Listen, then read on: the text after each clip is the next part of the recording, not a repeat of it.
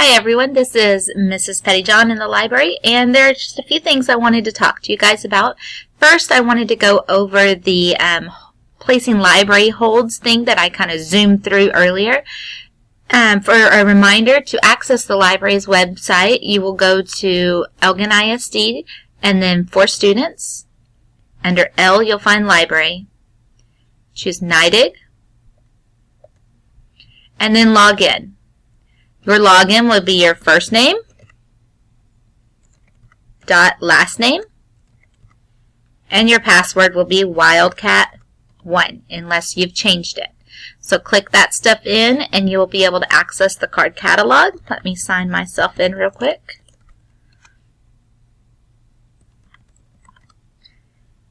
Alright, so from the catalog you will search for whatever book you want or whatever subject. If you're wanting nonfiction, you can go into a power search and choose a nonfiction category. You can search by AR level down here or interest level. So let's say I did a search on sharks. You hit enter. When you find the book you want, click on the title of the book. If you notice over here, this book is not available. There's 0 of 1. You can still place a hold on it, and when that book comes in, it will make a different kind of sound when they check it in, so I will know a hold was placed on that book and I will grab it up for you.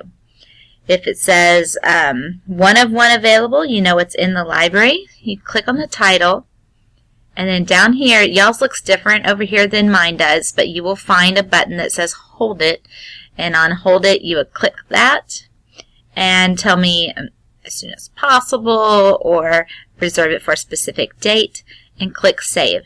And then that will send me a notice, and when I have free time in the library, then I am able to pull those books for you, and I will email you when they're ready and available to you.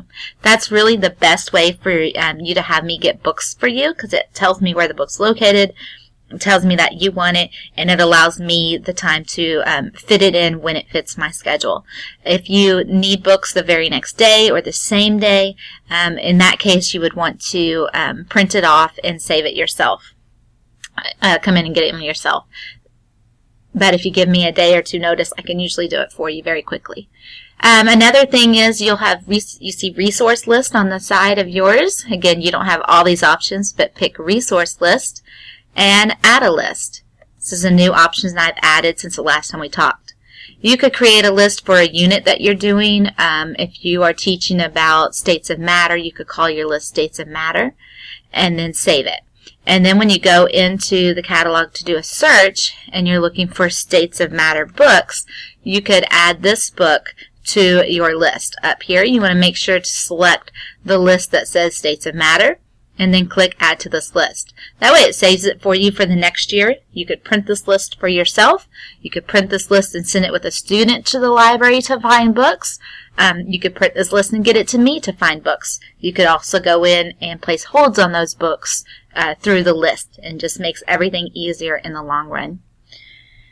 So that covers the online catalog. The next thing I want to talk to you about is AR requirements. This last grading period ended, and I think I was at 35% of kids making their goal.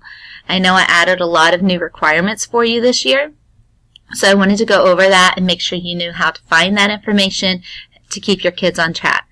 So you go into Accelerated Reader and Reports. Click Reading Practice. And then the report I like to print is Goal History. Choose. You don't have to choose your classroom, so just print your list, but I'll pick a kindergarten just because they haven't got started. And then View Report.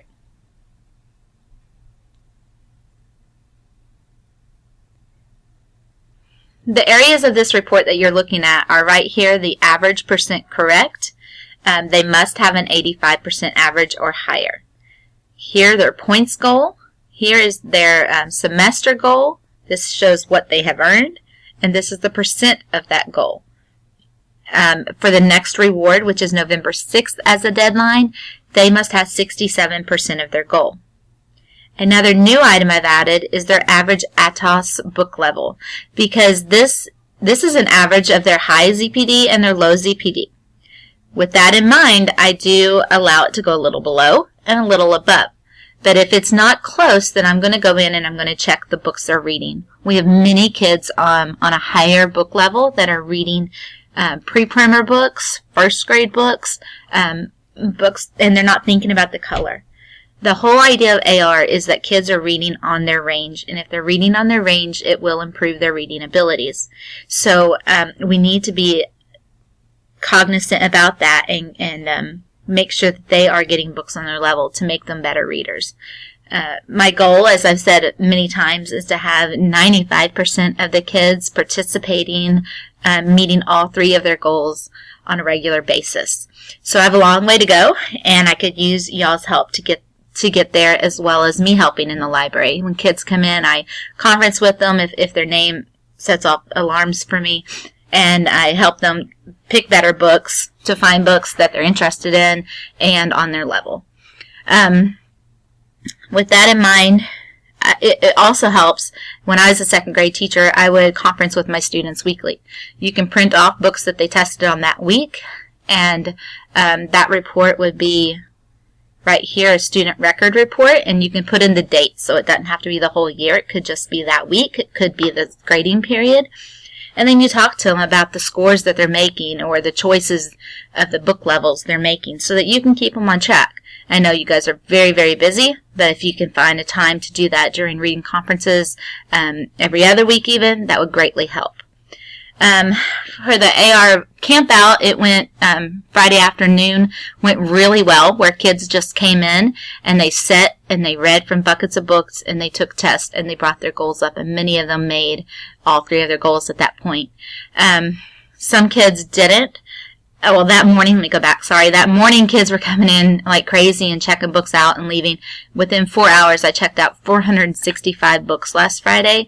It's over 100 an hour, and that was a lot. I also had up to 50 students in here at one time until a scheduled class came in, and then I was up to 70 with only me and that other teacher in here to monitor them. So the AR campout is going to be a regular thing. We will hold it once, at least once a grading period, possibly twice. And in the future, the RTI team has offered to help me out with that. So that's awesome, and I hope to see many kids succeeding through that. Also, since my goals required so many different things that y'all were used to, I have gone in and I have removed tests if they would help a kid's average, if it would help their ZPD, and if it kept them within their 33% range. So the only thing I couldn't do and wouldn't do is to go in and take tests and add points for students. So if that's the only reason we got up to 35% even of the kids making it. So please, I won't be doing that anymore. That was just because this was new. So now it's all 3 of our jobs, the students, the teachers, and me, to make sure kids are staying on track throughout the process. All right, and now, last but not least, the exciting thing I want to show you is a new opportunity to use the internet. This is called Discovery Education. You can just Google that and go to the website. We have a 30-day trial version of this, and so you will go to passcode, create new user, type in the passcode, which is B8CC-DF37. Submit, and then create yourself as a new user. Once you're set up, then you are able to go in here and search for lots and lots of different videos that can help you in your classroom. So the main thing I used this for in the past was for science concepts. They have a lot of magic school bus videos. So I will Google that. You can also just Google by a certain topic. So here we go. Let's do matter, because you guys just finished that. If you go to advanced search, when you are searching for a topic, you can choose your grade level so that you are sure to get videos of things that are right for your students. So check that out. Let's go back to the Magic School Bus. So these, you can play the whole video, you can play parts of the videos, you can download them and play them later. You know, if you don't have internet access, the kids could watch these on an iPad, So there's lots and lots of options. To play the whole video, you click here. To play segments of them, you come over here. So we have a 30-day free trial of this, and I do have money available through the grant that we got last year to spend on technology. So this is an option that I'm considering to see if we could subscribe to this in the future, but I want to get feedback from you guys first. So check it out, use it for a few weeks, and then please email me how you feel about it. That way I can get everyone on board for purchasing it, or decide we don't want it. But I think it would be a great addition to the classroom. There are other things available in here. Some of the videos that you have, it does give you printable assignments, like pages you could use to go along with it, where they could take notes. And it just fills a gap in a lot of areas, especially the areas of science. So thank you guys very much for your time. And if you have any questions, then please feel free to email me or come by and see me. Thank you very much.